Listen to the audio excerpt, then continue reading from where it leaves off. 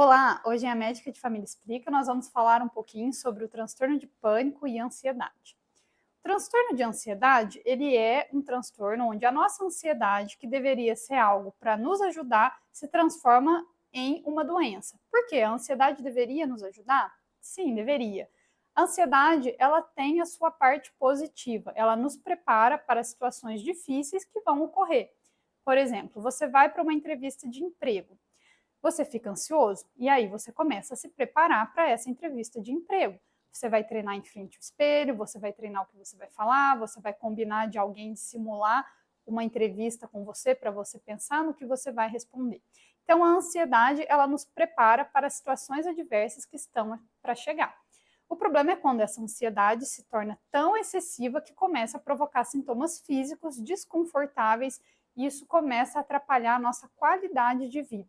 Por exemplo, pacientes que sofrem de ansiedade começam a apresentar muitas vezes sensação de palpitação, que o coração está disparado, está batendo muito forte, muito mais rápido do que o normal. Outro sintoma comum é a falta de ar, então aquela sensação de que respira, de que o ar não vem, de que o pulmão não enche completamente, como se a respiração tivesse curta. A pessoa pode sentir um aperto no peito, uma angústia, uma sensação de pensamento acelerado, então é como se os pensamentos eles viessem encarrilhados um atrás do outro, muito rápido e a pessoa não tem controle sobre esses pensamentos.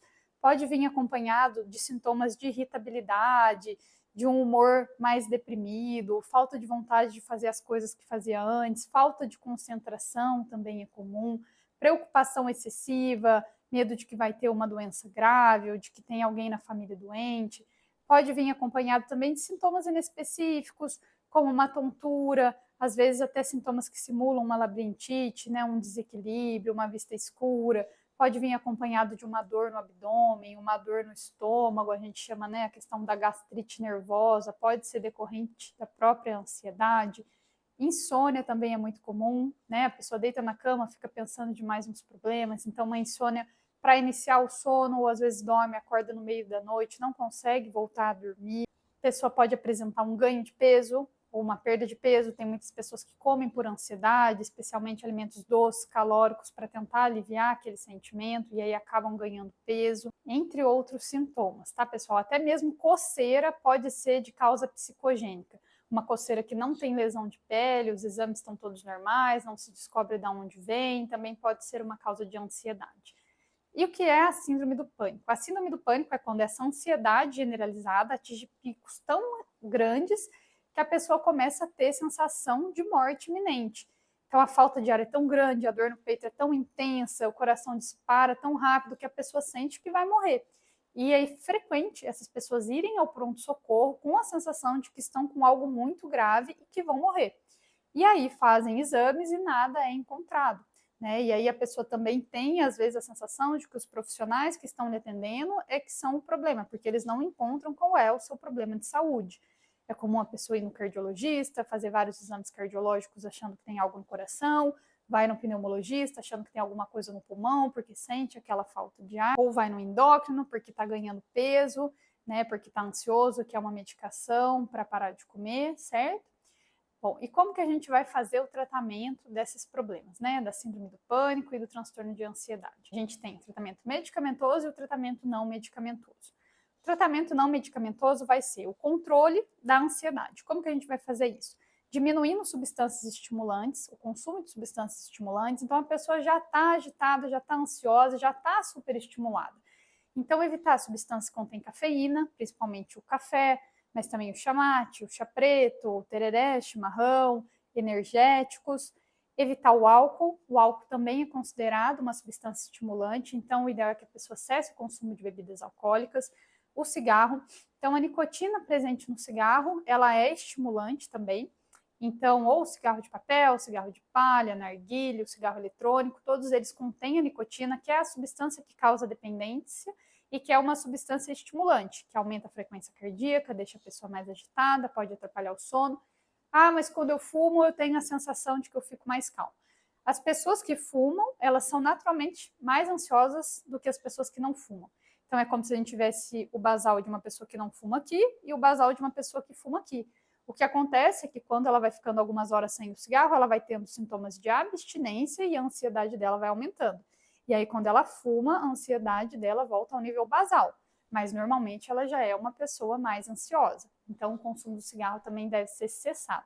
Prática de atividade física, muito importante. Então, deve ser uma atividade física que a pessoa sinta prazer, uma atividade física que aumente o seu relaxamento. Pode ser caminhada, corrida, andar de bicicleta, fazer academia, aula de dança. Pode ser qualquer coisa que a pessoa goste, né? Pelo menos umas 3 vezes na semana. O ideal é que pudesse fazer todo dia, algo que ajude a extravasar aquela energia acumulada. Dormir bem é muito importante, então quando a gente não dorme bem, o nosso cortisol aumenta, que é um hormônio relacionado ao estresse no corpo. Então, o cortisol aumentado vai piorar os seus sintomas de ansiedade. Outra coisa muito importante é a alimentação, então a gente tem que cuidar, diminuir alimentos industrializados, diminuir a quantidade de açúcar, tá bom? Para quem tem muita vontade de açúcar, o ideal é consumir carboidratos que sejam fontes de fibras e de nutrientes, por exemplo, raízes como batata, batata doce, mandioca, mandioquinha, inhame, são fontes de carboidrato, aliviam aquela vontade de comer doce, mas não dão picos de açúcar no sangue, não trazem os malefícios do consumo do açúcar. E agora falando da parte medicamentosa. Em muitos casos, né, as medidas não medicamentosas não são suficientes, ou a pessoa está num sofrimento tão grande que a gente não tem tempo hábil e a gente precisa iniciar uma medicação. Às vezes a pessoa está com dificuldade de trabalho, né? No trabalho não está conseguindo render o quanto ela deveria, às vezes nem está conseguindo ir trabalhar, não está conseguindo estudar, a relação em casa está muito difícil, não está conseguindo fazer as tarefas ali do dia a dia, e às vezes a gente precisa iniciar com uma medicação para promover um alívio rápido dos sintomas. Quais são essas medicações? Então a gente vai ter a principal classe de medicação, que são os inibidores seletivos de recaptação de serotonina.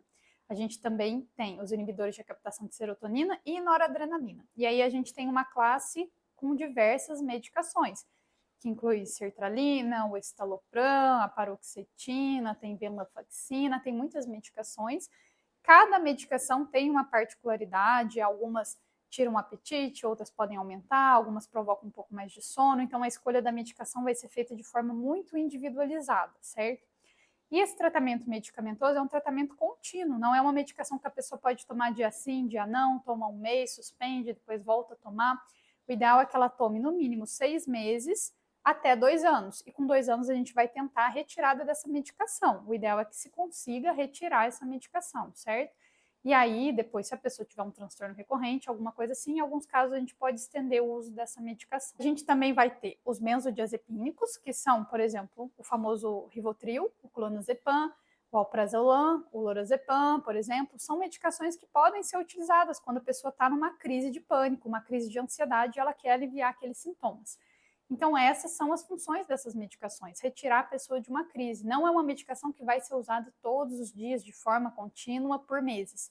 Não deve ser utilizadas, né, por serem medicações tarja preta, medicações que causam dependência, que têm a tolerância, você tem que aumentar as doses, né, com o passar do tempo. São medicações que no futuro podem causar problemas, como Alzheimer, Parkinson, entre outras doenças. Então, o seu uso ele é pontual e muito bem indicado. Afinal, não são medicações que tratam o desequilíbrio neurocerebral, são medicações que aliviam os sintomas. As outras medicações, sim, os inibidores de recaptação de serotonina, noradrenalina, são medicações que ajudam a reequilibrar a serotonina, que é o principal neurotransmissor envolvido nessas doenças psiquiátricas. E essas medicações que tratam a doença, os inibidores de captação de serotonina, demoram um certo tempo até estabilizarem a pessoa. Então a gente precisa aí de uma média de 30 a 40 dias para saber como foi o efeito dessa medicação no organismo da pessoa, certo? Então, às vezes, no primeiro dia a pessoa pode ficar um pouco mais ansiosa, pode ter algum sintoma colateral inicial, mas o ideal é manter a medicação e só depois de 40 dias que a gente vai pensar se a gente deve aumentar ou diminuir ou trocar a medicação, certo? Quais são os principais efeitos colaterais dessas medicações, dos inibidores de recaptação de serotonina? Bom, a gente tem diversos efeitos colaterais descritos em bula, como dores de cabeça, às vezes uma intolerância gástrica, um pouco de tontura, são sintomas que tendem a melhorar com o tempo. E a gente tem o principal efeito colateral que está relacionado à sexualidade. Pode causar perda de libido e atraso no orgasmo. É por isso que essas medicações são as utilizadas para o tratamento da ejaculação precoce.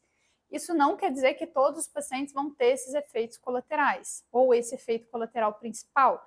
Ele é descrito, mas a pessoa pode não apresentar, certo? E se ele apresentar, a gente pode associar outra medicação para tentar contornar o problema, ou avaliar o quanto isso está de fato impactando na vida daquela pessoa. Porque se é uma pessoa que estava com uma síndrome do pânico grave, não estava conseguindo trabalhar, não estava conseguindo estudar, não estava conseguindo se relacionar, sair na rua, ir para lugares com muita gente, e agora ele está conseguindo fazer tudo isso, está se sentindo muito melhor, talvez a questão, por exemplo, de um atraso no orgasmo não seja um efeito colateral que vá pesar na balança. Então, esse acompanhamento ele deve ser feito de perto com um médico de confiança do paciente, certo? E outras coisas que eu esqueci de mencionar relacionadas aos transtornos de ansiedade e pânico, tá, pessoal?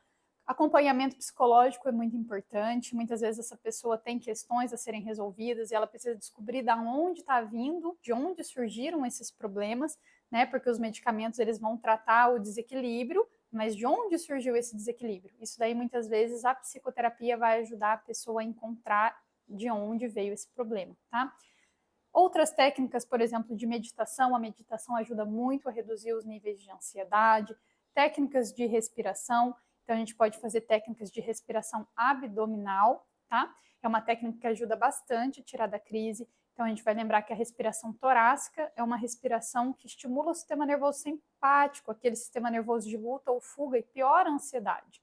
Um bebezinho, quando a gente vê ele dormir, ele faz uma respiração abdominal, é só o abdômen dele que distende e relaxa.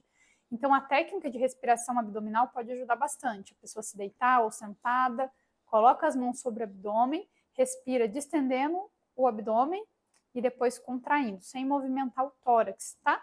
Faz uma respiração assim, inspirando durante 4 segundos, segurando a respiração por mais 4 segundos e depois expirando durante 8 segundos. E pode fazer essa respiração várias vezes ao dia.